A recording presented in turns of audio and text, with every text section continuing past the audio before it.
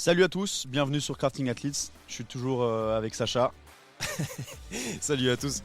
Du coup, il a fait gaffe de pas dire un truc du style je suis avec mon lama que je monte. Ouais, c'est vrai que dans un des épisodes précédents, j'avais dit fidèle destrier, je voulais dire acolyte, c'était sorti tout seul avec l'excitation. Mais bref, aujourd'hui, on est là pour pas pour parler de destrier, ni de lama, ni tout ça. On est là pour parler de force. Et punaise, il y a des choses à dire, hein. Ouais, les gars, on s'est pas foutu de votre gueule parce que c'est le podcast qui nous a mis le plus de temps à écrire. On l'a exporté en PDF tout à l'heure, il y a genre 30 pages, quoi. Voilà. Donc beaucoup d'infos.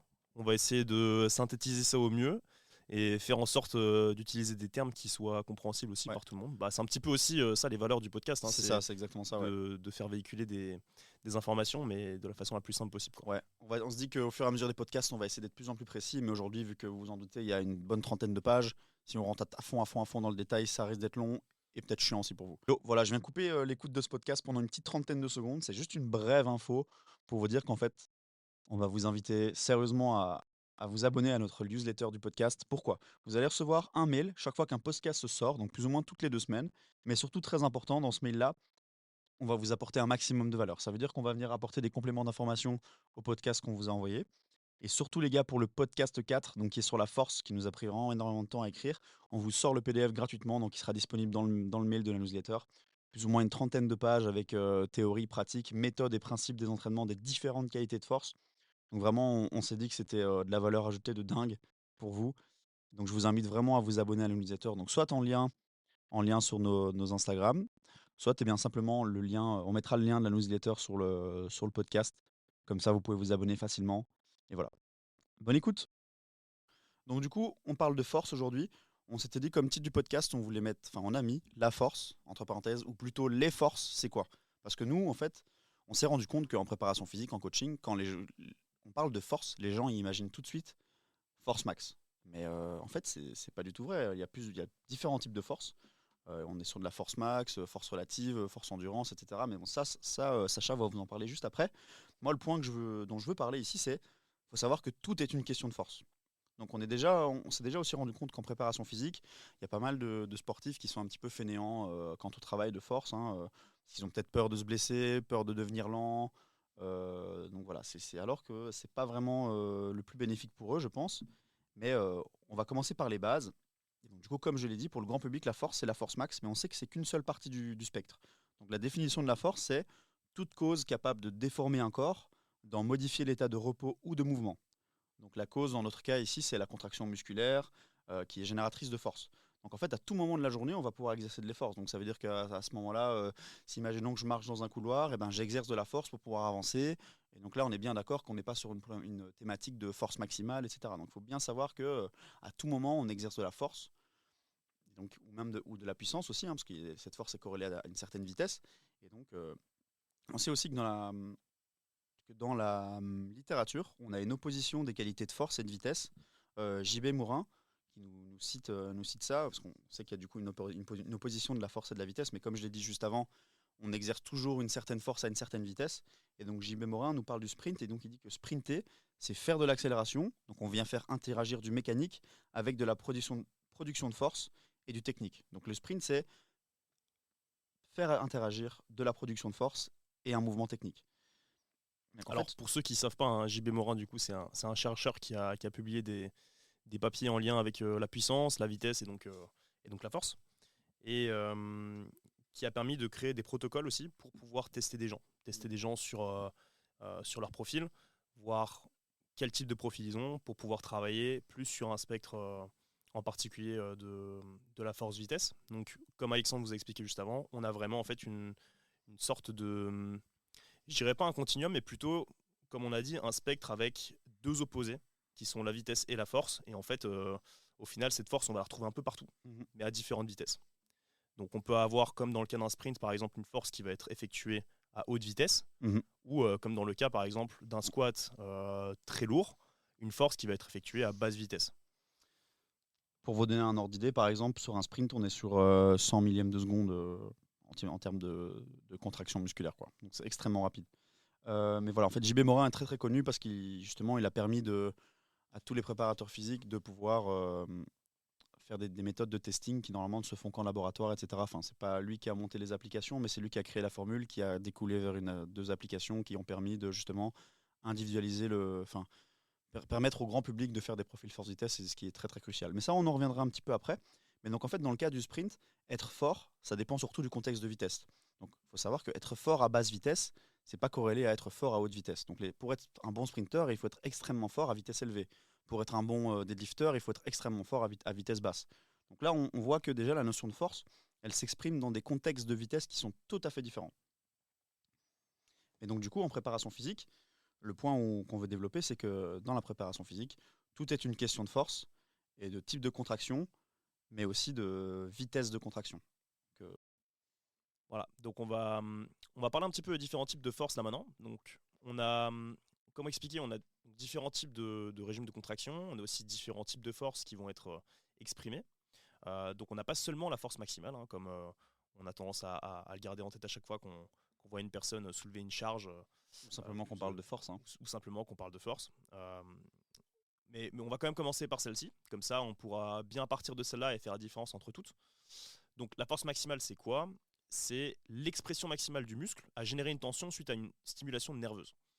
Donc la force maximale, en fait, elle peut être régie par rapport à ce qui se passe aux autres niveaux de force. Donc plus ta force maximale elle est élevée, plus tes niveaux de force des autres qualités de force seront élevés aussi.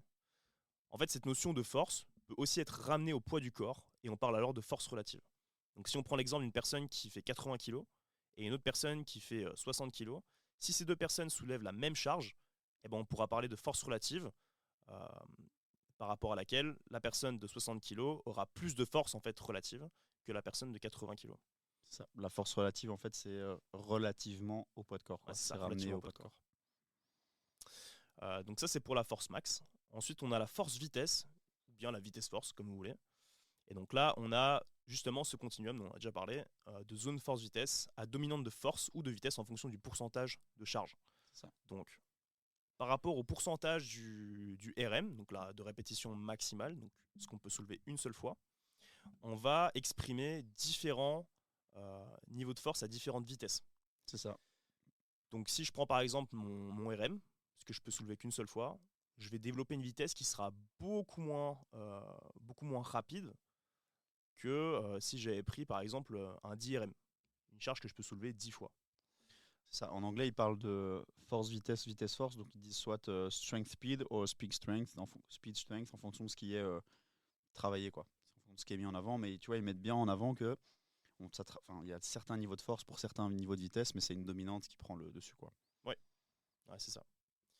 Donc par exemple, si on prend une proportion 60% force et 40% vitesse, ou bien inversement, dans le premier exemple, par exemple, on parlera plus de force-vitesse, et dans le deuxième, plus de vitesse-force. Mmh. On a ensuite tout ce qui parle de force explosive. Donc là, on parle de rate of force development. C'est vraiment la capacité à produire la plus grande accélération sur soi-même ou sur un engin sans contraction préalable. Donc admettons, on va prendre le mid-tide pull par exemple. J'ai une barre dans les mains, donc une barre d'haltéro, que je viens coincer en dessous d'un rack. Je démarre de zéro avec aucune force produite ni de vitesse.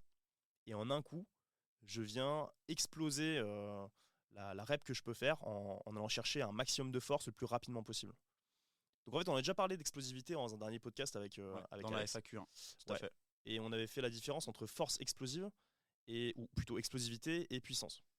Là, dans l'explosivité, on a vraiment cette capacité à développer le plus de force possible en un minimum de temps. Ouais, et surtout sans contraction préalable. On n'est pas sur de la force, la définition de la force qui est juste après, qui est de la force réactive, où là on a vraiment une composante élastique du muscle qui rentre en compte. Sur la force explosive, c'est vraiment ta capacité à produire la plus grande accélération en un instant presque en instantané, quoi. C'est ça. Donc pour bien faire la différence entre les deux, force explosive, là on n'a que ce régime concentrique, donc on y viendra plus tard, hein. Donc il y a plusieurs régimes qui existent. Et puis dans la force réactive ou élastique, là on va avoir d'abord une absorption et puis ensuite une restitution qui va s'apparenter plutôt à un régime de pliométrie. Voilà. Donc c'est juste pour introduire un petit peu ces deux régimes et pour, on va dire, teaser un petit peu ce qu'on va dire plus tard, mais C'est deux choses qui sont à garder en tête. Et puis du coup, on peut passer maintenant directement sur le dernier type de force qu'on peut retrouver, qui est la force endurance. Et, et en fait, ça représente tout simplement la capacité à résister à la fatigue. Donc, quand on a un effort qui est de longue durée ou d'une durée prolongée, on essaie de maintenir à chaque fois un certain niveau de force. Ouais, avec un certain niveau de force, tout à fait. Ouais. Par exemple, sur de l'aviron, tu as besoin d'énormément d'endurance de force, de tirage. En judo aussi, tu as besoin aussi d'énormément d'endurance de force au niveau du grip. En boxe au niveau des épaules, etc. Mhm. Donc c'est vraiment un type de force qui est assez spécifique à certains sports et qui est vraiment un marqueur de performance, quoi. Donc, si je prends par exemple une personne qui va démarrer la musculation et une personne qui est pro, qui est un athlète professionnel en aviron, on pourra avoir une grosse différence quant à la fatigue, par exemple entre les séries pour une même charge donnée, que ce soit sur un tirage ou sur une poussée ou sur quelque chose en lien avec les jambes. Une personne qui va débuter, au bout de la troisième série, aura déjà une perte de force qui sera conséquente parce qu'elle n'aura pas l'endurance nécessaire pour maintenir ses niveaux de force. Une personne qui fait de l'aviron, par contre, tu peux lui faire bouffer 10 séries d'affilée dans les dents et en fait, il arrivera toujours à garder un niveau de force élevé pour effectuer son exercice. Donc voilà pour les différents types de force. On va maintenant du coup passer aux différentes modalités de contraction du muscle dans le mouvement sportif dynamique. Donc là, on va parler du point 3. Donc le point 3, comme l'a dit Sacha, c'est les différentes modalités de contraction du muscle dans le mouvement sportif dynamique. Donc en fait, chaque mouvement, on va pouvoir retrouver 3 types de contractions musculaires. On va être sur une contraction excentrique, concentrique et isométrique. Alors si tu veux être un athlète dynamique, on va d'abord évidemment définir chaque type de contraction musculaire. Mais si tu veux être un athlète dynamique, tu dois pouvoir entraîner chaque phase du mouvement afin de vraiment augmenter ta production de force dynamique, quoi. Tu vois, il faut que tu sois bon en excentrique, bon en isométrique et bon en concentrique pour que ça se pour que ça se répercute sur ton mouvement sportif dynamique. Alors avant de parler de tout ça, on va simplement de parler de l'influence des différentes contractions musculaires sur les tissus, mais aussi en fait on va définir chaque type de contraction musculaire. Donc on parlait d'excentrique, on va commencer par l'excentrique. Donc la contraction excentrique, c'est une contraction musculaire qui survient lorsque les points d'insertion du muscle s'éloignent. Donc en fait, on est vraiment j'imagine que mon muscle est vraiment sur une phase d'étirement. Et donc une phase d'étirement non pas subie, mais c'est vraiment bien une contraction musculaire. Ça veut dire que mon muscle résiste à cet étirement. Et donc la force qu'on est capable de développer en excentrique, elle est plus grande que pour les autres modes de contraction, puisqu'il suffit, entre guillemets, de résister à la charge et non pas la surpasser. Donc en fait, Donc par exemple, si on essaie de mettre des exemples là-dessus, et qu'on prend le rugby comme sport, on va avoir une personne qui va subir un plaquage. Et là, il y aura un régime de contraction qui pourrait s'apparenter à l'excentrique, parce qu'il y a une résistance, donc une contraction musculaire par rapport à une résistance durant laquelle en fait les points d'insertion du muscle s'éloignent tout en maintenant cette contraction. c'est ça. Donc pour vous donner aussi un autre exemple un peu bête à imaginer, mais imaginez-vous en train de faire un squat, votre quadriceps et votre grand fessier, ils sont en phase d'étirement et donc ils sont en train de réaliser une contraction, vraiment une contraction à l'étirement, donc une contraction excentrique, parce que s'il n'y a pas cette contraction, vous vous retrouvez cul par terre, quoi. Voilà. Ou encore, si on fait de la course, du trail et qu'on est en descente, Ouais, les quadrilles, ils sont à chaque fois en régime de contraction excentrique parce qu'ils c'est ça. essayent de freiner. Pour Voilà. vous donner un petit ordre d'idée aussi, il y a des modalités de travail de la force maximale uniquement en excentrique et on est capable d'aller il y a certaines méthodes qui vont jusqu'à 120% du max. Et donc en fait là, on va par exemple mettre 120% de son max et uniquement résister à la descente, pas faire la montée. Si c'est sur un squat et un soulevé de terre, c'est assez peu répandu, mais ça existe, ça se fait. Et voilà, comme ça vous avez un ordre d'idée. Pour l'influence du coup de la contraction musculaire excentrique au niveau musculaire. Du coup, au niveau musculaire, il y a beaucoup de choses qui se passent. Bon, après, pour tous les régimes, hein, il y a beaucoup de choses qui se passent, mais c'est, on va dire, le régime de contraction le plus brutal pour le muscle, parce qu'on vient créer en fait un phénomène qui s'appelle la sarcomérogénèse en chaîne, Mhm. ou en série. C'est le fait de créer encore plus de sarcomères. Donc, au sein du muscle, on a ce qu'on appelle des sarcomères qui sont en fait des unités contractiles de tout muscle squelettique. Et c'est un phénomène qui a un rôle protecteur pour nos muscles, car ils deviennent plus résilients, entre guillemets. Donc tu as vraiment plein d'études qui montrent que l'excentrique induit par la même occasion plus d'hypertrophie et une amélioration plus importante du diamètre de section du muscle. C'est ça. Cross-sectioning area. Et c'est- Et ça se crée pourquoi? Parce qu'en fait, les dommages sont tellement grands, le stimuli est tellement grand sur le corps qu'il y a une réaction qui est aussi tout aussi grande et qui permet de devenir, entre guillemets, plus résilient, quoi. Tout à fait. Et c'est pour ça que quand on voit parfois les structures pro qui font leur séance, leur deuxième séance ou troisième séance de muscu dans la semaine, eh ben, ils essayent de limiter un maximum les contractions excentriques à J-1 ou J-2 des matchs pour avoir quand même une stimulation nerveuse, mais en limitant l'aspect, j'ai pas envie de dire néfaste, mais en tout cas l'aspect, la baisse de performance que va induire La grosse fatigue, ouais. Là, c'est ça. Et donc, on est par exemple sur des patterns de mouvement où on oublie complètement la contraction excentrique pour éviter de limiter les dommages musculaires et uniquement avoir un espèce de boost entre gros guillemets du système nerveux et permettre à l'athlète de s'exprimer au mieux le jour du match. Voilà. Donc il y a plein de bienfaits au niveau musculaire. Il y a aussi beaucoup de bienfaits sur tous les autres tissus, hein. Donc même au niveau des tissus conjonctifs, au niveau de l'os, par exemple, on a aussi une augmentation de la densité minérale osseuse. Donc ça, on le verra qu'on va le retrouver quand même sur toutes les formes de contraction. Ouais. Et puis au niveau du tendon, c'est un régime de contraction qui est vachement utilisé aussi pour, euh, pour réduire, on va dire, significativement on va dire la rigidité qu'on peut observer dans le tendon. Donc il y a plein d'études qui montrent qu'en fait, effectuer des mouvements sportifs avec un régime excentrique, avec une charge qui est lourde, en dessous de laquelle on va être vraiment en résistance par rapport à la gravité, et bon, on peut observer en fait un réalignement des fibres de collagène ainsi qu'une meilleure resynthétisation. Donc ça diminue la rigidité, mais on a un réalignement et une réorganisation complète des fibres de collagène. Donc super intéressant pour le tendon. Ouais, c'est très très intéressant en réhab, très très utilisé. Et donc là, il y a plein de protocoles qui existent avec des différents types de contractions, de régimes qui sont couplés entre eux avec de l'iso, suivi de l'excentrique, etc. etc. Mais donc voilà, on y reviendra peut-être un peu plus tard. Après, ça sort un petit peu de ce que nous, on a l'habitude de faire, même si on le fait aussi indirectement avec des personnes, par exemple, qui reviennent de réhabilitation. Donc lorsqu'on fait la réathlée, on va continuer à effectuer certains protocoles qui font en kiné pour remettre, on va dire, une sorte de prévention, de limitation de risque de cas supplémentaires sur les structures comme les tendons, quoi. Ouais, donc la contraction excentrique, c'est vraiment une contraction qui est très très intéressante. Et donc voilà, je pense qu'on a un petit peu fait le tour. On va passer à la contraction concentrique. Donc la contraction musculaire concentrique, c'est vraiment une contraction musculaire qui a lieu lorsque les points d'insertion du muscle se rapprochent. Donc là, imaginons j'ai fait ma descente sur mon squat. Je garde cet exemple-là. Quand je suis descendu, mes points d'insertion se sont éloignés. Mon muscle a résisté à cet étirement. Et maintenant, je vais lui demander de se raccourcir. Et donc, il va produire une force. Donc, les ponts d'actine et de myosine vont se rapprocher. Donc, ce qui va nous permettre de remonter, quoi.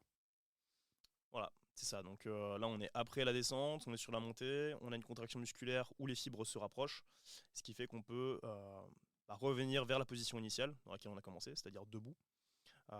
Et au niveau des structures, on a différentes choses aussi qui se passent. Au niveau musculaire, on a tout simplement une hypertrophie qui est présente, mais qui est quand même moins marquée que pour l'excentrique. L'excentrique, c'est ce qui laisse le plus qui cause entre guillemets le plus de dégâts musculaires. Ouais, on avait parlé de cross-sectional area. C'est vraiment la zone dans laquelle on peut retrouver les différents dommages après un effort. Et on remarque que ce CSA est beaucoup plus élevé lorsque on a fait un protocole sur plusieurs semaines avec beaucoup d'excentriques que si on faisait par exemple que du concentrique. Donc hypertrophie, mais moins marquée que pour l'excentrique. Au niveau du tendon, ici par contre, on pourra observer une amélioration de la rigidité. Donc là, cette rigidité, par contre, elle contribuera à un développement qui sera beaucoup plus efficace du transfert de force du muscle à l'os. Mmh. Donc le muscle, il vient se rattacher à l'os via le tendon. Et en fait, à force de créer ce régime concentrique, on va observer au niveau de cette jonction, donc au niveau muscle-tendon et au niveau de l'os, beaucoup plus de rigidité qui permettra d'avoir beaucoup plus de développement de force. Et au niveau de l'os, donc là, comme on l'a expliqué juste avant, c'est quelque chose qu'on peut retrouver sur tous les types de contractions. Mais on a aussi, encore une fois, une densité minérale osseuse qui va être augmentée par la production. Donc il y a les ostéoblastes et les ostéoclastes. Sans rentrer trop dans les détails, les ostéoblastes, c'est ce qui va construire la trame de l'os. Les ostéoclastes, c'est ce qui va, Détruire, qui va plutôt la détruire. Et pour avoir, on va dire plutôt quelque chose de constructif avec beaucoup plus d'ostéoblastes, on va avoir on va essayer de trouver un équilibre entre les deux pour ne pas perdre en fait en trame d'os, quoi. Comme par exemple une patho super connue qui est l'ostéoporose. C'est tout simplement en fait beaucoup plus d'ostéoclastes que d'ostéoblastes et donc la trame de l'os qui se détruit petit à petit, quoi. Donc voilà, beaucoup de bienfaits aussi au niveau de l'os. Et on a fait le tour pour le concentrique, hein. Ouais. On va pouvoir passer tout doucement maintenant à l'isométrique, qui est une troisième forme de contraction. Donc là, c'est tout simplement une contraction musculaire sans mouvement.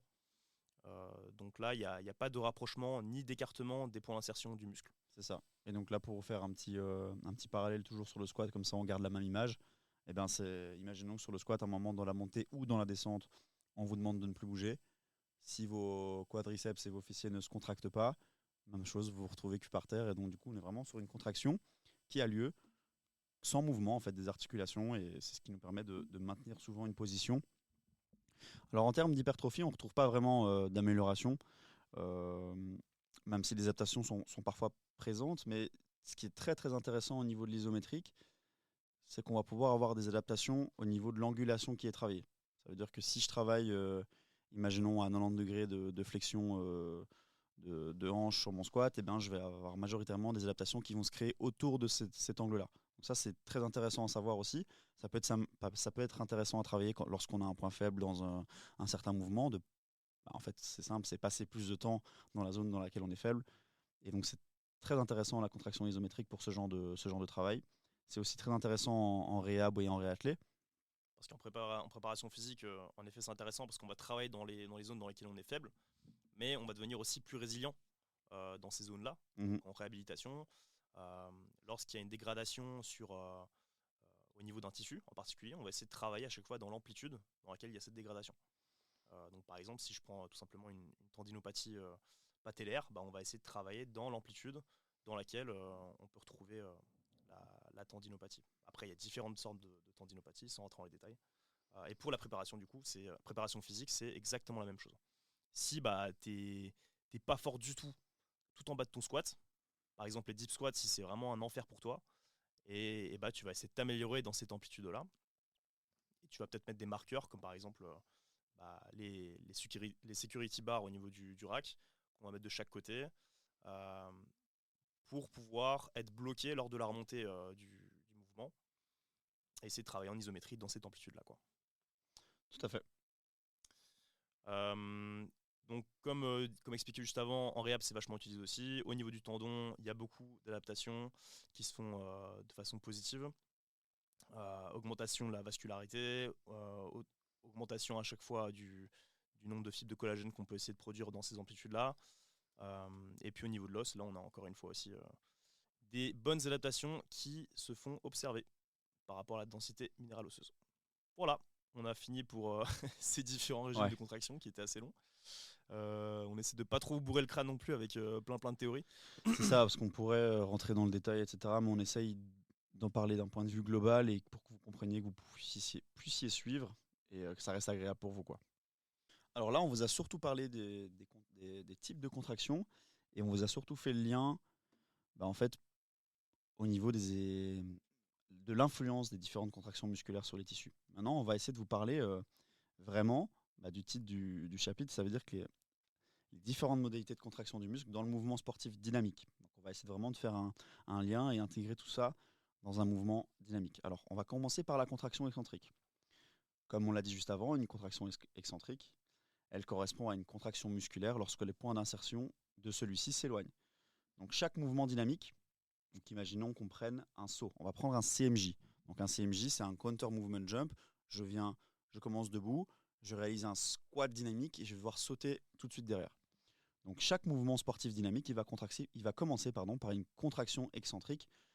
Et donc cette contraction excentrique, elle a un rôle de stockage de l'énergie.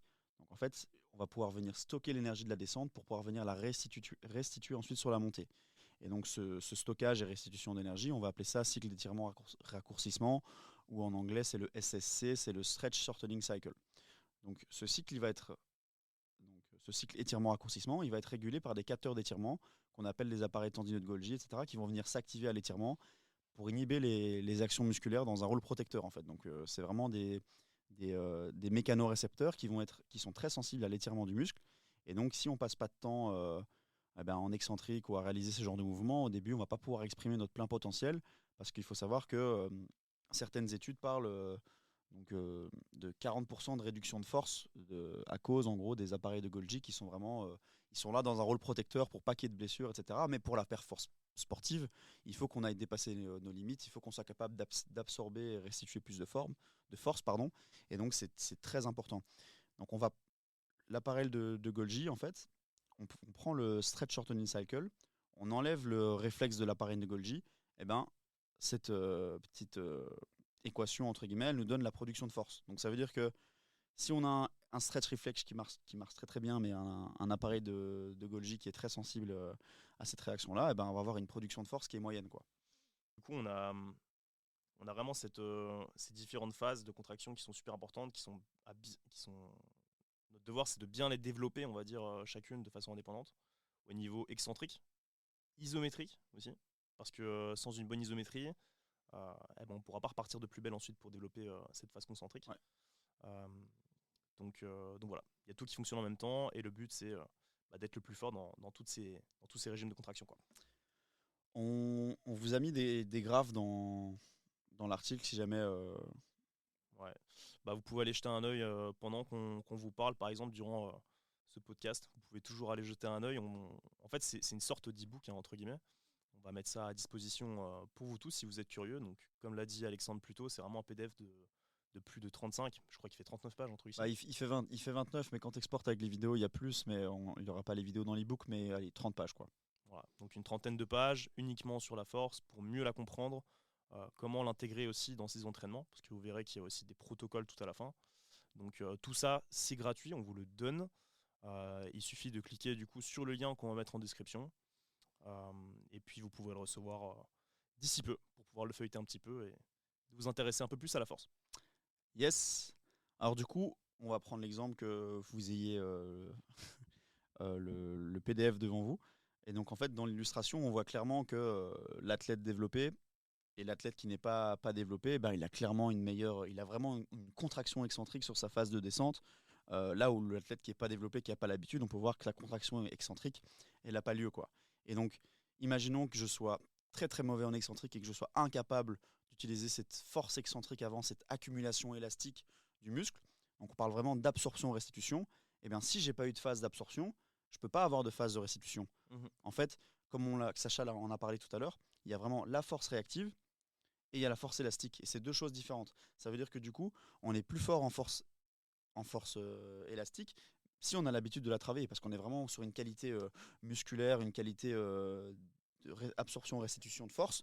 Et parfois, on a encore vu hier un gars qui fait des haies, mais c'est impressionnant. Le mec, il enchaîne 5 haies qui sont plus grandes que lui et il rebondit comme une gazelle. C'est un truc parce que lui, il a l'habitude, il est capable d'absorber tout son poids de corps et le restituer pour sauter plus haut que lui, presque jambes tendues. Enfin, c'est abusé. On s'en rend pas compte qu'à quel point parfois ce genre de travail et c'est sous-coté en préparation physique. Après, ça demande beaucoup de temps et beaucoup de développement, c'est sûr, mais on peut arriver à des résultats incroyables. Ouais, alors attention à ne pas confondre l'élasticité et la rigidité avec la compliance et la rigidité. Donc, en fait, c'est à chaque fois aussi un équilibre entre les deux. Si on a beaucoup trop de compliance, on ne sera pas assez performant. Mais si on a trop de rigidité, là, on risque de se blesser aussi de façon récurrente, quoi. Est-ce que tu peux définir pour les gens compliance et rigidité? Disons que il y a différentes modalités qu'on peut retrouver au sein du tissu, du tendon. On a vraiment cette composante de viscosité, on va dire, qui est le fait de pouvoir absorber une charge, et cette composante de rigidité, qui est le fait de pouvoir la restituer. Donc à chaque fois, on a parlé d'absorption et restitution. Mais pour ça, il faut non seulement avoir un tissu qui est résilient, qui sache absorber correctement une charge et en quantité, et aussi un tissu qui soit efficient pour pouvoir développer en fait toute cette charge accumulée. Et donc on va avoir un régime qui s'appelle aussi la pliométrie, dans laquelle on va pouvoir observer ça, avec différentes modalités qui seront plus intensives ou plus extensives. Donc sans entrer trop dans les détails parce qu'on va y venir un peu plus tard, si par exemple je fais un saut avec un maximum de réactivité au niveau du sol, c'est-à-dire le moins de temps de contact possible au niveau du sol sans charge ou avec charge, on va avoir une contrainte qui sera plus ou moins importante au niveau du tissu, au niveau des tissus et surtout au niveau du tendon. Donc voilà, je vais vous spoiler. Si vous faites un squat jump avec 20 kg sur le dos, et votre tendon il va prendre beaucoup plus cher que si vous faisiez un squat jump sans charge, juste au poids du corps. Voilà, c'est spoilé, mais en même temps ça fait sens. Donc vous pouvez l'imaginer. Ne l'essayez pas si, si vous n'avez jamais fait de salle entre-temps. Mais donc voilà, le petit conseil aussi pour les débutants, c'est en début de séance à chaque fois placer de l'excentrique sur les mouvements polyarticulaires pour essayer de travailler aussi vraiment ce régime-là qui est super important dans les régimes de contraction, quoi. Je pense qu'on a tout dit sur la contraction excentrique. On va passer maintenant à la contraction isométrique. C'est pas la plus facile à imaginer dans un mouvement dynamique, mais on va reprendre l'exemple du CMJ. Mais donc, une contraction isométrique, pardon, c'est, petit rappel, c'est une contraction lorsqu'il n'y a pas de mouvement entre les deux points d'insertion du muscle. Et donc on va reprendre l'exemple du CMJ, mais même sur un CMJ, il y a réellement un millième de seconde ou une fraction de seconde, en fait, où il n'y a vraiment pas de mouvement et où il y a quand même de la force qui est imposée sur le muscle. Et donc dans un mouvement sportif dynamique, elle est quand même très importante, cette phase isométrique, puisqu'elle va nous permettre de faire la transition entre la phase d'absorption et la phase de restitution. Ok, donc ça veut dire que plus la phase d'absorption on va pouvoir être capable de générer de force en absorbant, plus je vais avoir de force à la restitution. Donc il faut que cette phase de concentrique elle soit quand même maîtrisée. C'est pour ça que on va retrouver beaucoup d'exercices. Je m'approche un peu de micro sinon on va pas entendre. C'est pour ça qu'on retrouve beaucoup d'exercices avec de l'isométrie très lourde. Ouais. Pourquoi ? C'est pour charger dans des amplitudes données le tendon ou les tissus avec vraiment de la charge pour pouvoir créer une adaptation juste avant ces deux cycles. C'est ça. Qui se chevauchent très rapidement. On appelle ça en fait le temps de couplage. C'est ce couplage qu'on peut retrouver entre les deux qui est effectuable plus ou moins rapidement aussi grâce à ce régime isométrique. Donc charger lourd sur l'isométrie, c'est super important. Ouais, c'est clair. Don't be soft, comme dirait Jake Tura. Jake Tura et Will Rattel. Mais on en vient juste après sur les deux types d'isométrie. Moi, je veux juste parler encore d'un petit truc. C'est donc pour venir maximiser cette transition excentrique-concentrique, il y a deux aspects sur lesquels on va pouvoir travailler. Donc le recrutement des unités motrices. Donc la règle de la taille, en fait, ça veut dire que ton corps est fainéant. Il va venir d'abord recruter les petites unités motrices. Il va se rendre compte que, au plus il a besoin de force, au plus il va venir recruter en gros ses meilleurs soldats, et donc il va venir travailler avec ses plus grosses unités motrices. C'est pour ça que Sacha parle aussi de venir travailler en lourd entre guillemets sur l'isométrie. Et il y a aussi la sommation temporelle, et bien là c'est la fréquence de l'influx nerveux, en anglais on parle de rate coding, donc ça va vraiment être, en fait une unité motrice peut être soit activée ou non, oui ou non, il n'y a pas de peut-être ou un petit peu à 50%, c'est soit oui soit non. Donc ça veut dire que si on utilise une certaine unité motrice, si on a besoin de plus de force, le corps il va pouvoir l'activer entre guillemets plus souvent. Il va augmenter la fréquence d'activation de cette unité motrice pour pouvoir générer plus de force. Ok ? Et donc du coup, un sportif qui est moins fort en isométrie va absorber moins de force et donc en restituer moins. Donc on remarque aussi que le temps d'absorption est significativement différent. C'est ça. Et en fait, on le voit vraiment sur le graphe. Pour ceux qui ont le graphe, on voit vraiment que le mec qui s'est entraîné en excentrique et en isométrique, vraiment le temps qu'il met pour passer d'excentrique à concentrique est presque 2 fois plus court sur le graphe. Là, on voit vraiment que ça fait un V vraiment très sharp. Et pour le mec qui n'est pas entraîné, c'est vraiment plus l'angle il est obtus quoi. Ouais. Vraiment pour vous donner c'est vraiment un V et l'autre c'est un U. C'est vraiment une différence énorme. Alors Sacha va vous parler des yielding isométriques. Ouais, Vas-y, je me lance. Fonce. Et donc du coup, on va retrouver deux types d'isométrie. Une isométrie qui va être plus orientée excentrique et une isométrie qui va être plus orientée concentrique. Concentrique, ouais. Bon, il y en a qui disent que le yielding isometrics, donc celle qui est orientée plus excentrique et plus orientée vers la réhab, et l'autre qui va être plus orienté vers la préparation physique. Après, les deux se valent. Ouais, Les je deux suis pas se d'accord. valent. Pour moi, c'est surtout dans quel contexte tu l'utilises Mais c'est avec qui. exactement ça. En fait, il faut voir vraiment ces choses-là comme des outils, hein, et pas être noir ou blanc par rapport à l'un qui va être utilisé C'est d'un ça. côté ou de l'autre. Mais voilà, c'est quelque chose que j'ai vachement observé, notamment sur le réseau, euh, où des personnes font vraiment la différence entre les deux, mais moi je suis pas d'accord Moi, comme je suis pas toi, d'accord non ça plus. s'utilise vraiment partout, quoi. Le yielding, je l'ai utilisé avec des personnes saines. Tu Ouais. sais, en hip thrust, jambes presque tendues sur un banc surélevé, et tu accumules du temps de travail là-dessus pour développer ton ischio en fin d'amplitude parce que c'est là que Alors, ça pète. ouais, mais Tu ils vois. disent pas que c'est que pour les personnes saines ou pathologiques, hein. Ils disent juste que c'est orienté vers les personnes pathologiques. Mais C'est voilà, peut-être un petit encore une peu plus fois, utile, machin, mais honnêtement, c'est quand même utile pour des personnes en préparation physique aussi, le yielding. voilà. Donc, orienté excentrique, pourquoi? Parce qu'en fait, on va maintenir la position statique. C'est juste le régime concentrique. On est statique, hein. Encore une fois, on a parlé de ces fibres, de ces, euh, de ces points d'attache qui ne s'écartent ni ne se rapprochent. Donc, on reste vraiment. Euh, Punaise, je perds mes mots. On reste statique dans le mouvement. Mais on va rester contre la gravité. Contre la gravité. Ça veut dire qu'on a une charge externe qui va venir euh, exercer une force sur nous et on va essayer de résister en dessous de cette charge, en dessous de cette force. Et donc là, on va se diriger progressivement vers l'excentrique. Pourquoi? Parce que même s'il n'y a aucun mouvement au niveau des points d'attache, eh ben, on vient céder contre la charge. Donc, admettons que je suis en squat, dans une position donnée, j'ai une charge qui est, on va dire, supramaximale. Je viens résister, mais voilà, je suis obligé de descendre parce que j'ai pas la force pour remonter. Voilà.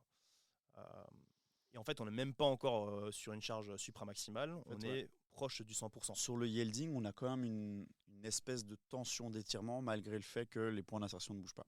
Parce qu'on résiste à quelque chose, on n'est pas sur du surmontoire comme dans l'autre type d'isométrie, C'est ça. spoiler, mais on est quand même sur une stimulation, si on peut dire ça comme ça, un petit peu excentrique puisqu'on résiste à une charge et donc les points, en fait, dès qu'on va céder, les points d'insertion C'est ça. vont s'éloigner. C'est ça. Parce qu'on vient descendre en fait dans le mouvement, si je reprends l'exemple du squat, on garde l'amplitude donnée, mais on va descendre petit à petit pour arriver jusqu'à l'endroit désiré.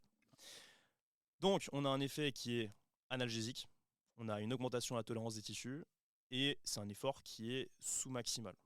Pourquoi? Parce que on vient rester quand même longtemps dans l'effort. C'est pas juste une contraction excentrique. On vient prendre du supramaximal. Donc encore une fois, j'ai fait une petite erreur juste avant.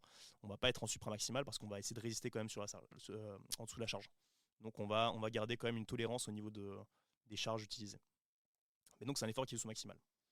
Euh, Ensuite, on a l'overcoming isometric. Mm. Là, l'idée, c'est de surmonter la charge. Donc l'un, c'est de céder et l'autre, c'est de surmonter.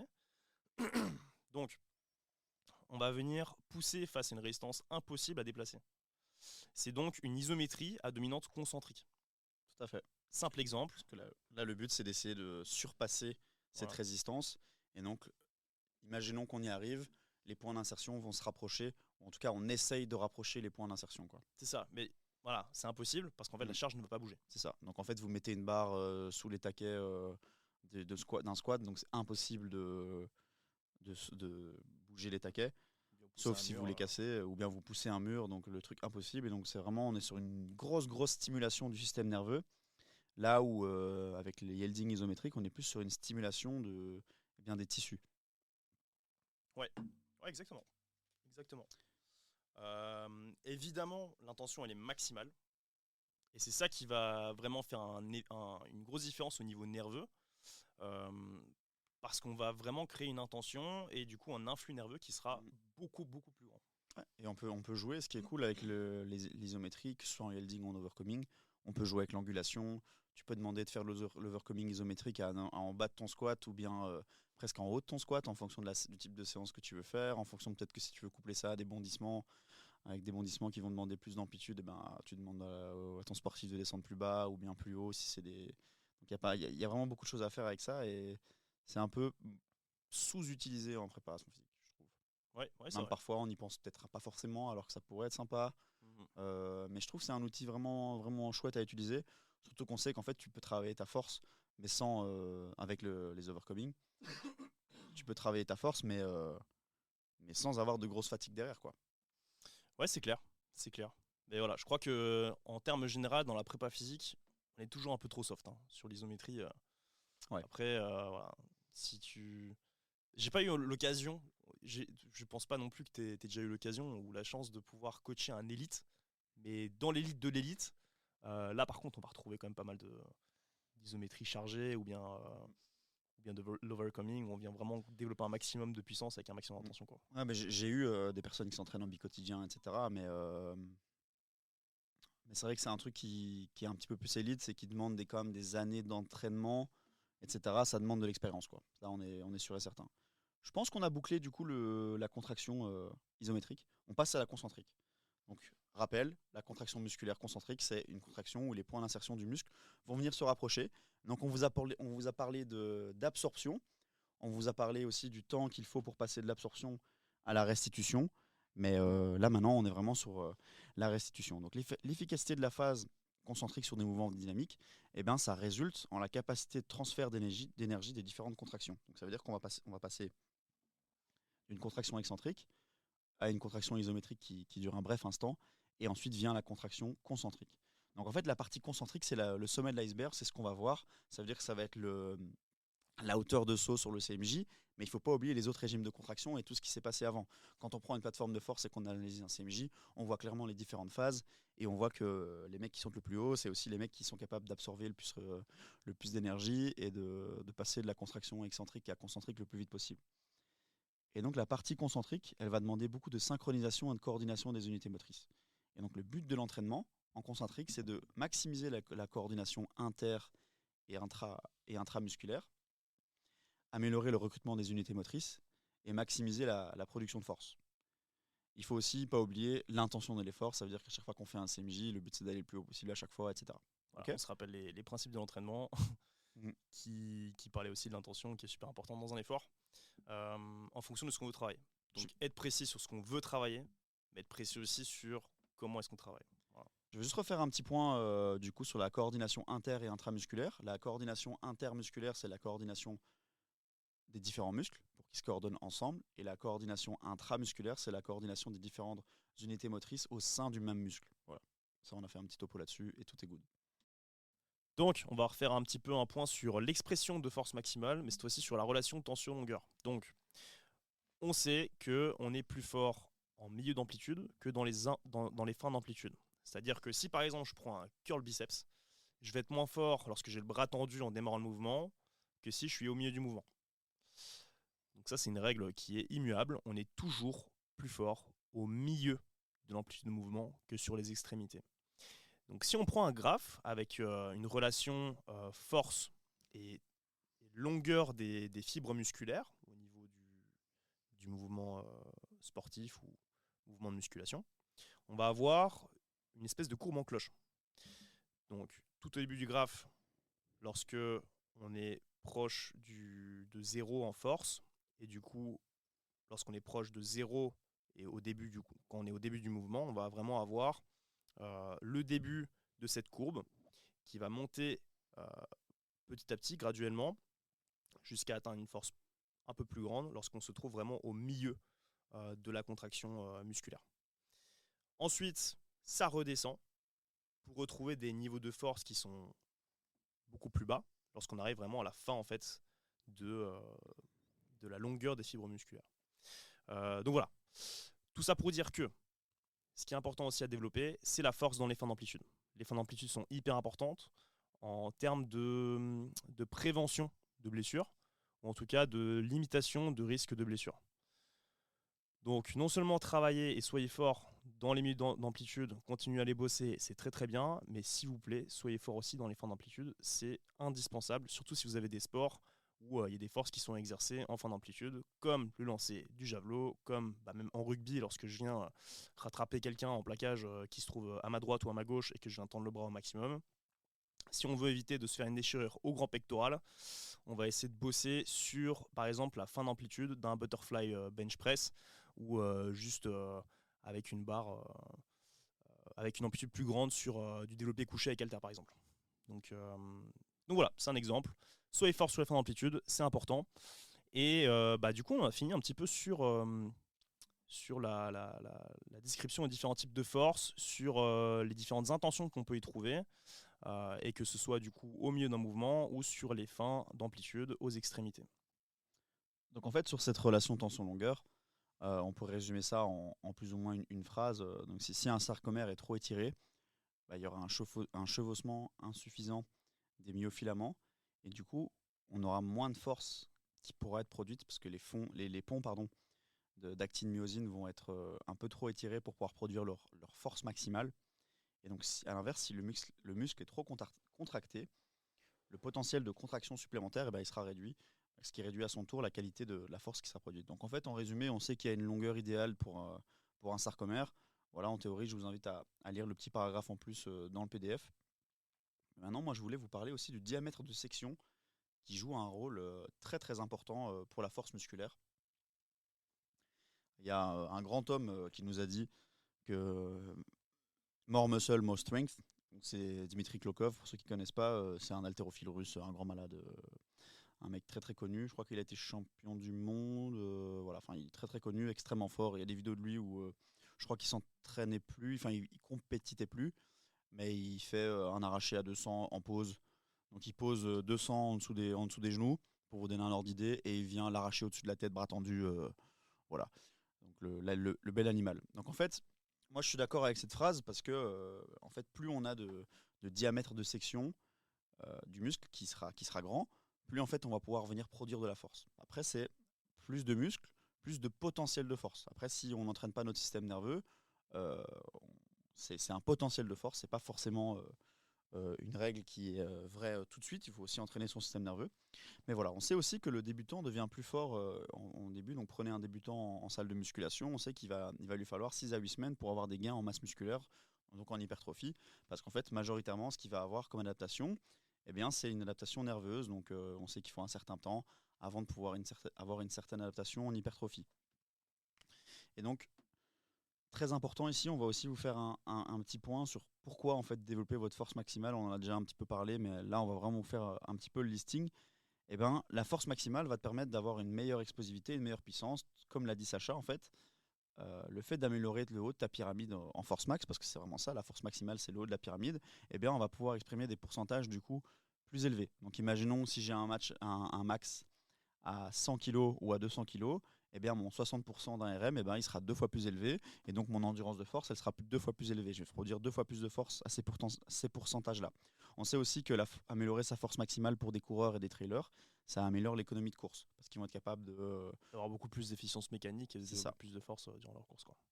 Sur la pose de pied, on a parlé de réactivité, etc. On va beaucoup travailler la réactivité et donc même aussi la force à différentes amplitudes en isométrie ou avec différents types de rythmes de contraction pour développer vraiment cette performance à leur sport.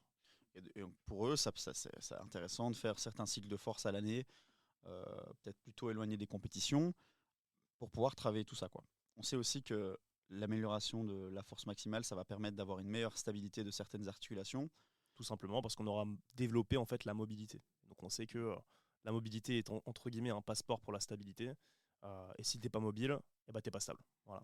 En tout cas dans les fins d'amplitude. Et si tu n'es pas stable, t'es moins mobile aussi. En tout cas, en fin d'amplitude, c'est un peu plus dangereux aussi. Donc les deux sont très importants et donc c'est très important d'être assez mobile et très stable. C'est super complémentaire. On va avoir aussi une meilleure amélioration de la coordination inter- et intramusculaire. Vu qu'on a développé notre système nerveux est prêt, connaît le mouvement. Le fait d'améliorer la force dessus, on va pouvoir avoir une meilleure contraction des muscles et des fibres musculaires au sein du même muscle. Ça joue aussi un rôle préventif pour les blessures. Sacha vous en a parlé. Si jamais je dois rattraper quelqu'un bras tendu qui essaie de passer, le fait d'avoir un grand pectoral plus fort, une épaule plus stable, eh ben, ça va permettre d'être moins sujet aux blessures. Exactement. Et puis, tout simplement, amélioration des niveaux de force. Donc, l'effet pyramide, comme on a déjà parlé plusieurs fois. Et puis, tout ça, en fait, ce sont plein de facteurs de performance pour les sports. Et donc, beaucoup de bienfaits, en fait, avec cette force maximale. Enfin, les différents types de force, pas seulement la force maximale, hein, mais en tout cas, voilà, elle joue pour beaucoup, elle en découle. La force maximale, en fait, fait découler justement l'impact que ça peut avoir sur tous les différents types de forces qu'on peut aussi rencontrer. Donc, bosser là, c'est important. Je vais revenir encore sur un petit truc. donc les facteurs de performance selon les sports. La force max selon les sports, selon ton poste dans certains sports, c'est un facteur de performance. T'es pilier, t'es pas fort, t'es pas bon. Voilà. Tu te fais enfoncer en mêlée, tu prends des pénalités. Voilà, il y a vraiment des sports où c'est très important d'être fort, hein. Donc les sports d'opposition directe, si t'es pas fort, tu vas te faire marcher dessus pendant tout le match, pendant toute la rencontre. En judo, si ton adversaire est plus fort que toi, tu vas pouvoir user d'autres choses, tu vas pouvoir utiliser sa force contre lui, mais en attendant, c'est une carte que ton adversaire a en plus que toi, quoi. Donc c'est vraiment. Prendre la base de la physique en Voilà. fait, hein. La force, c'est quoi? C'est la capacité à résister à toute déformation. Donc, savoir exprimer une force dans toutes les amplitudes de façon performante, c'est hyper important dans les sports d'opposition. Ouais. Bon, et ben on vous a bien bassiné avec pas mal de théories. Maintenant, on va passer un petit peu à la pratique. On va vous donner différents principes et méthodes de l'entraînement, des différents types de forces qu'on a pu imager juste avant. Et puis, voilà, Alex va commencer directement par la force max et comment on peut la développer. Alors pour la force max, on en a déjà pas mal parlé. Vous connaissez sa définition. On en a parlé au début du podcast. Mais donc il faut savoir que la force, elle est spécifique à un mouvement, à une fourchette de répétition et à la familiarisation qu'on a avec ce mouvement. Donc ça veut dire que si je découvre un nouveau mouvement, bah, il va me falloir du temps pour avoir une meilleure coordination, comprendre le mouvement et que mon corps comprenne ce genre de mouvement, l'amplitude, etc. Donc pour entraîner la force, la théorie dit qu'on va devoir en fait avoir des hauts pourcentages de la répétition maximale sur des mouvements polyarticulaires afin d'entraîner ton système neuromusculaire. Donc vraiment la force, on est vraiment sur une qualité nerveuse et une qualité aussi de skill. En anglais, il nous parle vraiment il y a une petite phrase qui résume pas mal la force, je trouve. C'est Strength is about skill acquisition, neurological adaptation and hypertrophy. Donc c'est un skill, un mouvement que tu dois avoir, que tu dois connaître, sur lequel tu es capable de bouger, de te mouvoir proprement, d'avoir un bon gainage, etc., d'avoir un système nerveux adapté, et aussi ta masse musculaire, comme l'a dit Dimitri Klokov, more muscle, more strength. Donc c'est hyper, hyper important.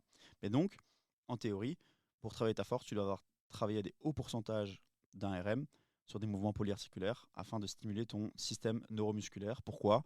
Pour avoir une meilleure coordination inter- et intramusculaire et pour avoir un meilleur recrutement des unités motrices. Alors maintenant, il faut savoir aussi que ce travail de haut pourcentage d'un RM, il doit être couplé à du travail en hypertrophie.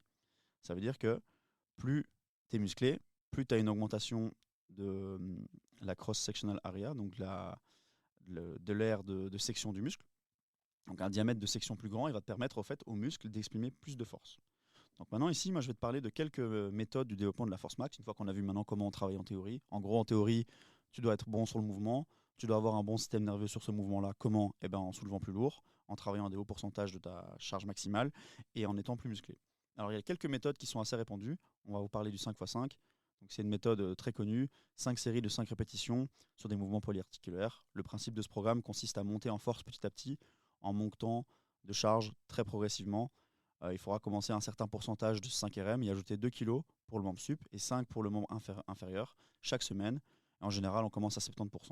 Donc c'est une méthode assez intéressante pour les débutants et intermédiaires, qu'elle te propose assez de volume pour favoriser l'acquisition technique. Il y a quand même 25 répétitions avec lesquelles tu vas pouvoir te familiariser avec le mouvement. Améliorer aussi tes gains musculaires, parce qu'il y a quand même 25 répétitions, plus que dans certaines autres méthodes. Et travailler ton système nerveux central, qui est le berceau de ta force au final. Après, on a par exemple le 3-7 ondulatoire. Donc là, c'est une méthode qui a été inventée par un préparateur physique français donc, qui s'appelle Emmanuel Lejar.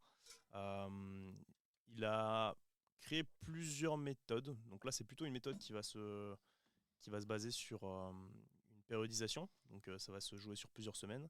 Et l'objectif est de réaliser 6 séances sur un cycle de travail. Donc une séance par semaine. À pas confondre avec son autre méthode où là, on est sur de l'intra-série. On est sur une seule série. Donc là, on est vraiment sur plusieurs séances. Différents blocs. On aura un bloc de force max à gamme descendante, un bloc d'hypertrophie et un bloc de force max en plateau. Je ne vais pas trop rentrer dans les détails. Si vous voulez avoir plus de détails par rapport à cette méthode-là, vous pouvez aller encore une fois voir le PDF. Mais c'est une méthode qui est très efficace, mais aussi très coûteuse en énergie. Donc il est préférable de l'utiliser en période hors compétition. Ça permet de travailler en force maximale et en hypertrophie. Donc ça, c'est super important. Comme l'a dit Alexandre juste avant, au plus on a accumulé d'hypertrophie, au plus on sera fort. Et puis, par contre, ce sont des séances qui sont longues, quoi. Donc, Coûteux énergiquement, mais c'est efficace. Ouais, ça marche du tonnerre. Après ça, on a une autre méthode qui s'appelle le 3x3. Donc assez similaire au 5x5. Mais par contre là, du coup, on a une grosse réduction du volume. Ouais, on n'a plus que 9 reps au lieu de 25, quoi. Donc là, on va vraiment taper dans les pourcentages plus hauts. Un peu moins d'hypertrophie, donc c'est peut-être un petit peu moins adapté pour les débutants, mais ça travaille beaucoup plus ton système nerveux. Voilà, donc si vous débutez, si vous êtes débutant intermédiaire et que vous n'avez jamais vraiment fait de cycle de force, peut-être qu'un protocole comme le 5x5 sera un peu plus adapté pour gagner, on va dire, en coordination avec le mouvement, quoi. Mais donc, grosse intensité, parce qu'avec le 3x3, on n'a que 3 répétitions, donc on va aller chercher des plus hauts pourcentages de RM, et on va mieux travailler son système nerveux central. Donc, meilleur recrutement moteur, on aura beaucoup plus d'efficacité pour travailler sa F max, donc sa force max, que sur le 5x5. Et encore une fois, plus adapté pour un public entraîné que pour les débutants. C'est ça. Et la petite dernière qu'on vous a mis dans le PDF, c'est les clusters. Donc les clusters, c'est une méthode d'entraînement pas très très connue, mais c'est quand même vachement intéressant parce qu'en fait, c'est une méthode qui se base sur le fait d'avoir de la récupération intra-série. Donc ça veut dire au sein de la série, ce qui va nous permettre de réaliser plus de répétitions grâce à la resynthèse, qu'elle soit complète ou partielle, mais de la phosphocréatine, donc qui correspond à la première filière, et donc qui va nous permettre de souvent aller chercher, grâce à ces petites périodes de récupération dans la série, des répétitions en plus, et donc des répétitions en plus à des pourcentages assez élevés, ça fait plus de volume, et donc potentiellement plus de gains en hypertrophie, surtout de ton système nerveux central.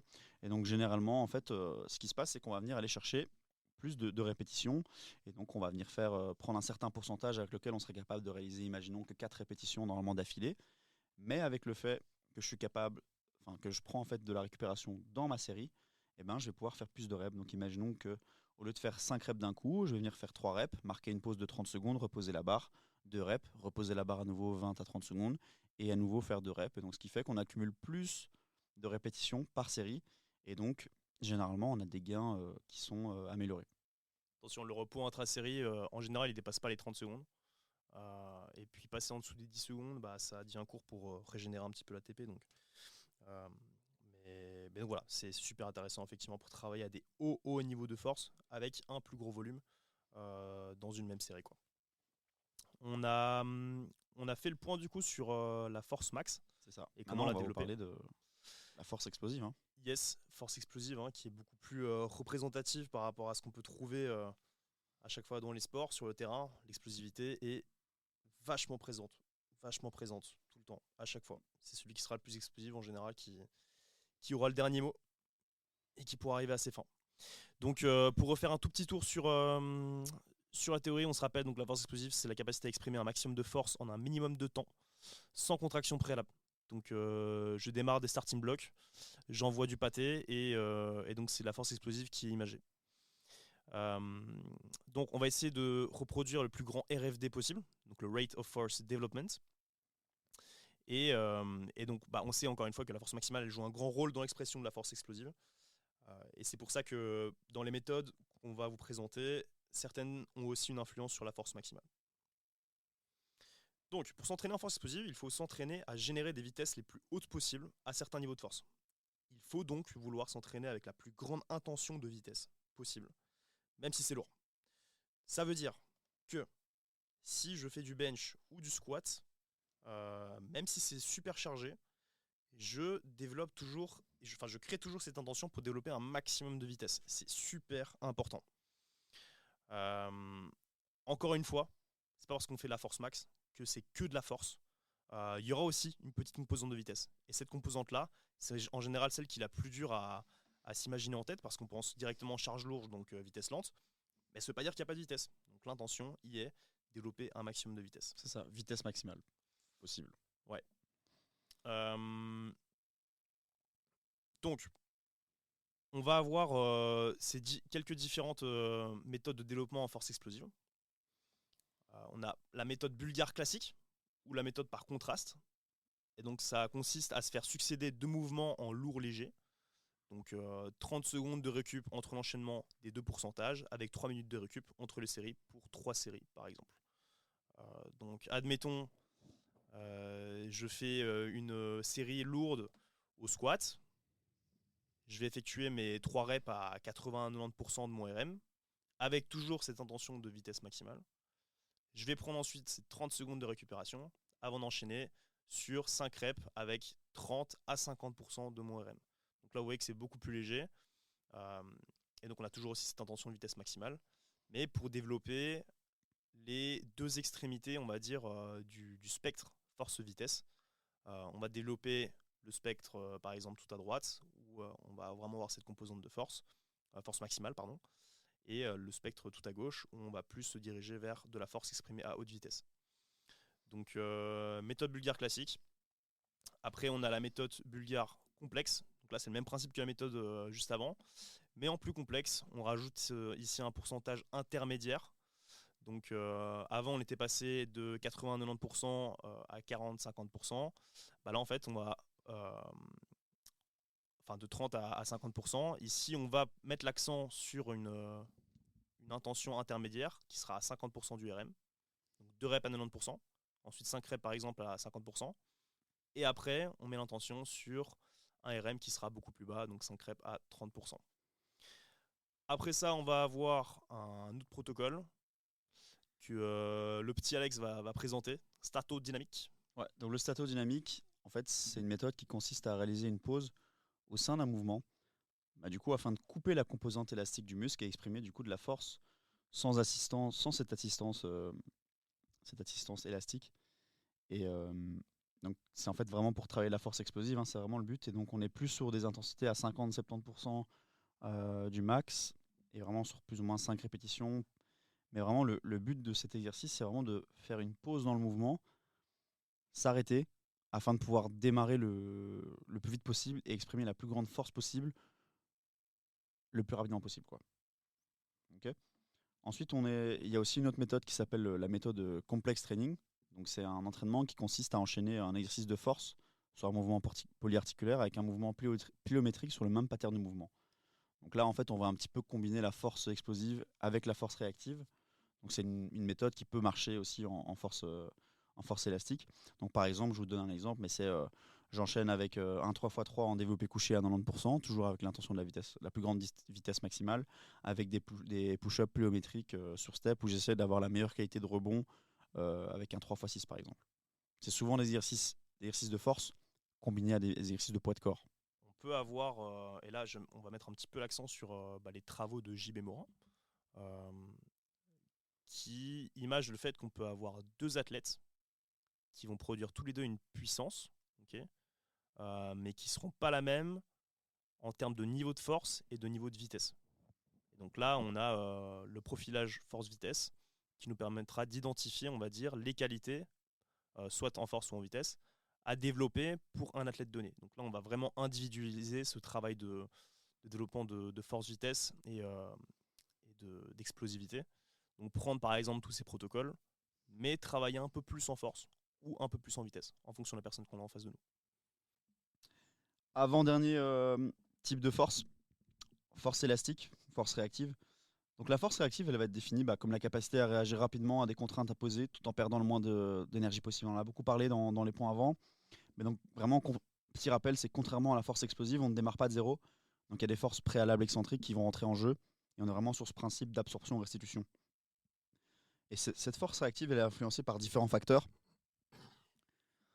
La force maximale, ton taux de montée en force, donc les RFD, ta force explosive, ta coordination neuromusculaire et tes qualités élastiques, donc ta raideur musculo-tendineuse. Donc Sacha va vous présenter quelques méthodes d'entraînement en force élastique. Pardon. Et donc du coup, on a encore même principe avec la méthode bulgare. Elles sont hyper intéressantes pour développer la force réactive. Il faut par contre changer les exercices pour ajouter cette contrainte absorption-restitution. Donc encore une fois, on va avoir cette logique, on fait succéder 2 mouvements en lourd léger, avec 30 secondes de récupération entre les enchaînements. Entre les séries, là du coup on peut prendre un temps de récupération qui est quand même long, 3 minutes de récup, pour environ 3 séries. Donc une logique qui est assez intéressante à faire, c'est de prendre un premier exercice qui est polyarticulaire lourd, et second exercice nécessitant une phase d'absorption et de restitution. Donc on va avoir 3 répétitions à 80-90% du RM, intention de vitesse maximale encore une fois. Et ensuite, après les 30 secondes, on va enchaîner 5 répétitions à 30% du RM, ou bien sans charge, donc au poids du corps, avec l'intention de vitesse maximale. Et on va pouvoir utiliser des mouvements comme le CMJ répété, des drop jump, des broad jump enchaînés, etc., etc. Donc CMJ, comme l'a dit Alex plus tôt, phase d'armement du squat. On vient du coup ensuite directement sauter pour faire le squat jump. Donc absorption, on vient descendre. Et puis ensuite restitution, on vient directement exploser en sautant. Le drop jump, où là, on saute d'une hauteur et on vient créer la réactivité au niveau du sol lorsqu'on atterrit. Et les broad jump, qui vont être enchaînés, où là, du coup, ce sont plutôt des sauts horizontaux, où on vient chercher un maximum de distance sur chaque saut, avec l'objectif toujours de vitesse pour passer le moins de temps possible au niveau du sol. Ensuite, on aura tous les exos de pliométrie extensive et intensive. Donc là, on est vraiment en ce régime de contraction musculaire dont on a parlé plus tôt, où il va y avoir ce temps de couplage qui sera le plus court possible. Donc vraiment cette transition entre la phase excentrique et concentrique qui sera le plus court possible.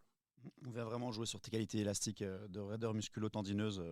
C'est vraiment un point du développement de la force élastique et de la puissance qui est très intéressant. Yes. Et donc du coup, on a 2 types de pliométrie. On aura l'extensive, où là, on aura du coup des impacts qui seront plus faibles. Donc moins de demande pour le système nerveux central.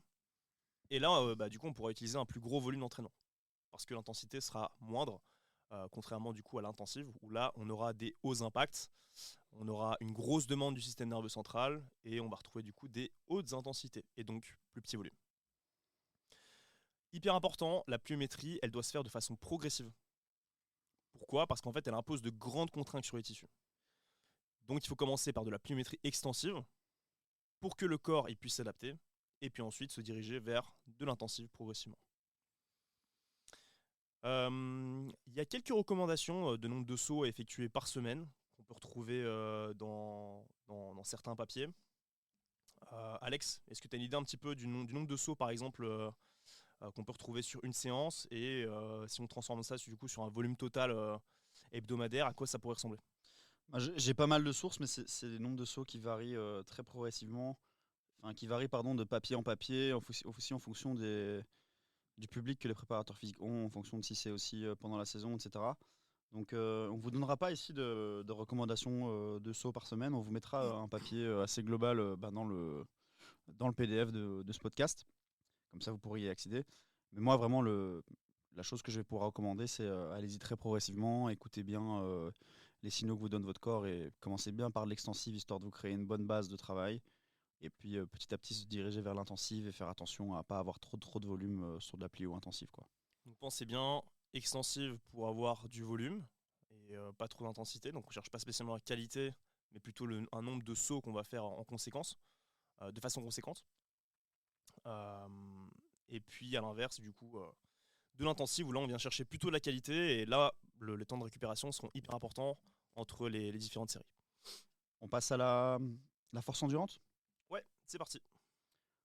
Bah, vas-y, je vais en parler. C'est parti. La force endurance, elle va représenter ta capacité à résister à la fatigue lors d'un effort de durée prolongée, mais tout en maintenant un niveau de force, quoi. On est vraiment sur de la force endurance. Donc c'est ta capacité à répéter des efforts qui vont nécessiter de la force le plus longtemps possible, quoi. Donc par exemple, il y a des sports, on l'a dit, hein, l'aviron, etc. C'est de l'endurance de force à crever. Tu vois, on est vraiment sur des hauts niveaux de force parce qu'il faut pouvoir ramer, mais ramer longtemps, etc., quoi. Ok. Donc pour cette partie, on a décidé aussi donc vous verrez sur le PDF, on a décidé de s'inspirer des travaux de Gilles Cometti, qui souligne bien que avant de parler des facteurs de fatigue énergétique qu'on va retrouver dans des séries longues, il faut aussi se rappeler que dans la force, il y a cette composante de force et donc de fatigabilité nerveuse. Okay, donc, ça veut dire que dans des sports comme dans l'aviron, je redonne cet exemple-là, il y a certes beaucoup de répétitions, mais à chaque coup de rame est donné avec de l'intensité, avec un certain niveau de force. J'aimerais bien citer aussi Fred Aubert qui avait dit cette belle phrase dans une vidéo je crois que c'était une vidéo où c'était pour les 20 ans d'un diplôme d'université sur la préparation physique. Je crois que c'était à Lyon, mais je ne suis pas certain. Et donc Fred Aubert était intervenu, donc c'était un préparateur physique assez connu, je crois qu'il s'occupait du Stade français, etc. à l'époque où le Stade français gagnait pas mal de choses. Donc il nous parle bien de cet aspect d'intensité avec l'endurance de force.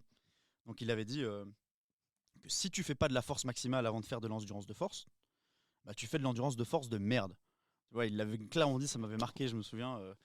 J'aime bien les personnages comme ça qui osent exprimer leurs idées et Ouais, tout, c'est clairement, génial. avec des mots bien marquants. Bah, Ouais, c'est cool. Au c'est moins, ça génial. rentre dans la tête, quoi. Ça rentre dans la tête et puis J'oublie plus. c'est plus fun que juste une bête présentation, etc. Mais donc voilà, il souligne vraiment le fait que c'est l'intensité qui est hyper importante et aussi que bah, c'est ta force max qui va, pour moi, qui va te permettre de dicter aussi tes autres niveaux de force. Donc voilà, très très important, bien travailler sa force max et ça va vraiment se répercuter sur toutes les autres qualités de force aussi, quoi. Voilà, et donc on a différentes méthodes d'entraînement aussi pour la force endurante. On aura par exemple la méthode descendante, donc là la rapide. Les premières répétitions travaillent la force maximale et sollicitent les facteurs nerveux, entraînant une fatigue immédiate. Puis on peut continuer avec des charges plus légères, si possible 10 répétitions. On allège, puis on continue de 10. On continue 10, puis 10, jusqu'à concurrence de la durée recherchée. Donc en 10 répétitions, on se retrouve ainsi avec la fatigue que l'on obtenait auparavant en 50 répétitions. Voilà. Donc par exemple, une fois 95%, une fois 90%, 3 80% et 3 75%. Ensuite, on aura la lente, donc en 20 répétitions. La durée de l'effort au départ est plus longue, mais la qualité moindre. Et puis après, on aura les paliers longs. Ici, les paliers sont de 10 répétitions et la charge diminue progressivement. On a ensuite les super séries. Ça, c'est vraiment un nom de super-héros, moi, ça Ouais, me tue. Les super séries. Par contre, t'es super mort après du coup ce protocole. Ouais, c'est clair. Pourquoi ? Parce que ça permet de travailler sur les mêmes groupes musculaires, mais avec un enchaînement d'exercices différents. Donc l'idée, c'est de travailler sur différentes lignes de tissu grâce à l'angulation qui est changeante sur chaque mouvement. Et vu qu'on vient en fait travailler à des angles différents, à des exercices différents, on vient travailler des fibres musculaires du même muscle mais différentes. Donc c'est assez intéressant aussi pour l'hypertrophie et aussi pour développer l'endurance de force sur vraiment toutes les fibres du groupe musculaire, quoi. Donc, par exemple, pour un travail bas du corps, on va retrouver comme illustré dans le PDF qu'on vous a envoyé, enfin que vous allez recevoir si vous le désirez, des squats, des fentes bulgares et puis ensuite directement du leg curl pour travailler sur les mêmes groupes musculaires mais de façon vraiment différente, quoi. Deux petites méthodes restantes. On aura la post-fatigue spécifique ou pré-fatigue spécifique. Donc là, ça consiste en quoi ? Ça consiste à effectuer un geste spécifique à sa discipline, puis d'enchaîner directement avec un exercice de musculation. Donc en général, on va demander à l'athlète d'effectuer une distance qui ne lui pose pas de problème. Par exemple, en natation, un 75 mètres au lieu d'un 100 mètres. Puis on enchaîne sur le développé couché. Voilà, donc ça demande pas mal d'infrastructures, etc. pour mettre en place, mais c'est quelque chose qui peut fonctionner en préparation physique intégrée, Ouais. enfin associée, pardon. Mais voilà, c'est assez intéressant, mais ça demande pas mal d'organisation au niveau logistique, c'est certain. Et puis après, on a un dernier principe qui est le principe de l'alternance force technique. Donc c'est un protocole qui consiste à allier le travail de force avec un mouvement de musculation et enchaîner avec un travail de qualité sur un mouvement spécifique. Donc en gros, la séquence totale, elle représente en général une fraction de l'épreuve de compétition. Et le nombre de répétitions varie entre 3 et 8 répétitions, mais toujours avec une charge maximale pour le nombre de répétitions. Donc voilà, encore une fois, on rentre dans la spécificité avec quelque chose qui permet de travailler non seulement la technique, mais aussi de travailler sur les qualités de force pour ne pas complètement être écarté du geste sportif, quoi. Voilà. Maintenant, donc, on vous a donné plein de méthodes pour pouvoir travailler différentes qualités de force. Faut pas oublier que ces méthodes sont modulables. Le plus important, c'est quand même les principes. Une fois que vous avez compris les principes, vous pouvez créer vos propres méthodes. C'est juste que là, c'est des méthodes qui fonctionnent, voilà, qui ont été testées aussi, donc ça fonctionne. Après, vous pouvez les modifier aussi. C'est faisable en fonction de ce que vous pouvez travailler. Si vous êtes plus fin dans votre programmation, si vous y connaissez un petit peu, vous êtes tout à fait en droit de modifier un petit peu, etc., de rajouter du volume, modifier un petit peu l'intensité. Mais voilà, c'est des méthodes qui fonctionnent. Donc je voulais juste respécifier ce point-là. Il faut dire que le plus important, c'est quand même le principe d'entraînement. Vous pouvez aller écouter le premier podcast. Mais voilà, je pense qu'on en est venu à bout de ce podcast sur la force. C'est vachement long, je crois qu'on est à plus d'1 heure. Facile. Bah, c'est notre plus long podcast jusqu'à maintenant. Mais donc bien retenir que tout est une question de force. Voilà. Il n'y a pas qu'une seule force, mais il existe bien des forces. Et comme l'a dit Alexandre, ces forces régissent des principes de l'entraînement qui sont aussi super importantes à respecter pour pouvoir évoluer et se développer. On espère que ce podcast vous aura plu. On vous encourage à écouter évidemment les autres, à nous donner votre point de vue par rapport à vos écoutes.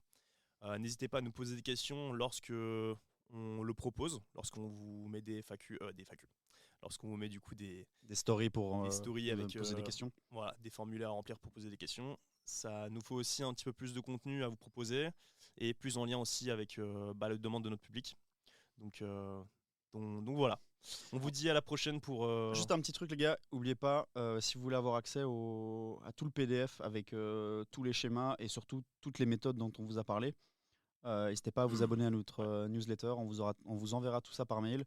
Comme ça, il y a aussi également des conseils de programmation dont on n'a pas parlé, mais qui sont dans ce PDF là. Donc voilà, n'hésitez pas les gars, franchement c'est de l'info gratuite qui vous est mise à disposition, donc foncez quoi. Ouais, c'est ça, c'est un gros résumé visuel de tout ce qu'on a parlé là pendant 1h15 presque. Et en plus de ça, vous avez plein d'autres choses qu'on n'a pas abordées durant ce podcast. Donc voilà, portez-vous bien pour la suite et puis on vous dit à bientôt pour un prochain épisode. À la prochaine. Ciao.